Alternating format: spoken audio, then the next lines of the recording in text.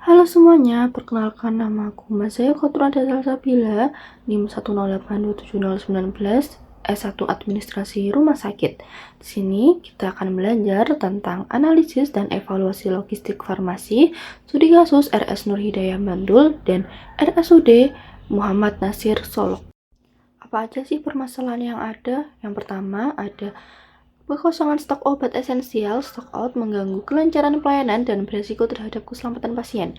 2. Penumpukan persediaan atau overstock menyebabkan obat kadaluarsa, pemborosan anggaran, dan ruang penyimpanan tidak efisien. Dan yang ketiga, ada ketidaksesuaian data stok. Perbedaan antara data sistem dan fisik gudang memicu kesalahan perencanaan dan pelaporan. Selanjutnya, yaitu yang keempat, ada distribusi belum terintegrasi secara real-time. Informasi antar unit tidak sinkron menyebabkan keterlambatan pengiriman dan ketidakefisiensi layanan. Dan yang terakhir, ada pengelolaan limbah farmasi belum optimal, yaitu berpotensi mencemari lingkungan dan belum memenuhi standar pengelolaan limbah yang berkelanjutan. Dari permasalahan yang ada, logistik farmasi berperan penting dalam menjamin ketersediaan obat dan alat kesehatan. Selanjutnya, rumah sakit yang menjadi objek analisis merupakan fasilitas pelayanan kesehatan yang melayani berbagai kebutuhan masyarakat. Yang pertama, ada RS Nur Hidayah Bantul. Yang kita ambil yaitu studi kasus pengadaan obat, metode konsumsi, dan logistik farmasi.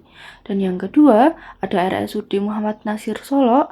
Yang kita butuhkan untuk studi kasus yaitu pengelolaan obat kadaluarsa dan limbah farmasi. Setelah kita mendapatkan datanya, saatnya kita mengklasifikasikan dengan metode ABC-Venn. Kita golongkan mana prioritas utamanya. Selanjutnya, kita menghitung rata-rata stok out rate per obat emergensi di IGD. Dari data yang ada, kita dapat rata-rata stok out rate-nya itu 0,55%. Padahal target kita kurang dari 0,1%. Penyebab utamanya yaitu lead time distributor dan safety stock belum optimal. Jadi kita harus mengevaluasi agar sesuai dengan target yang telah kita tentukan ya teman-teman. Nah, selanjutnya kita akan membahas inventory turnover ratio. Dari data yang ada kita bisa menghitung pemakaian tahunannya itu 4,2 miliar, persediaan awal kita 850 juta, persediaan akhirnya 750 juta, dan persediaan rata-ratanya 800 juta. Dari data itu, kita dapat hasil yaitu 5,31 kali per tahun. Dan itu artinya kondisinya cukup baik. Namun, masih ada slow moving. Selanjutnya, kita akan menghitung waste ratio, yaitu obat rusak atau kadaluarsa.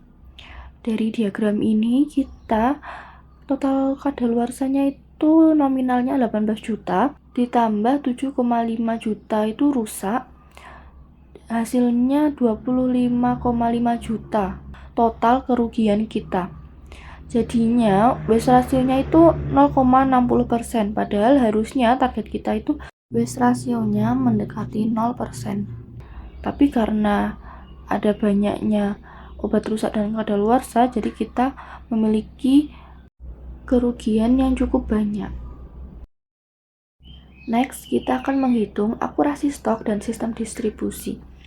Dari stok sistem dan stok fisik, kita mendapatkan total selisih, yaitu 75 obat. Nah, berarti akurasi stoknya itu kita hitung dari total sistem stok dan stok fisik mendapatkan 99,15%. Sedangkan targetnya itu lebih dari atau sama dengan 99,8%. Artinya udah bagus ya ini. Dan untuk sistem distribusi logistiknya ini dari gudang farmasi pusat ke IGD, lanjut ke rawat jalan, selanjutnya ke rawat inap, kamar operasi, dan ICU. Nah, tapi kendalanya itu monitoring distribusi sebagian masih manual, jadi berpotensi keterlambatan informasi stok antar unit tidak optimal. Karena ada yang belum dicatat, ada yang sudah dicatat, seperti itu. Nah, setelah kita analisis gap-nya itu, kita masih banyak permasalahan ya. Apalagi Akar permasalahannya itu pada pengendalian persediaan dan integrasi SIM RS yang belum optimal. Jadi, masalah itu menjadi fokus rekomendasi kita. Kita akan bahas di slide selanjutnya.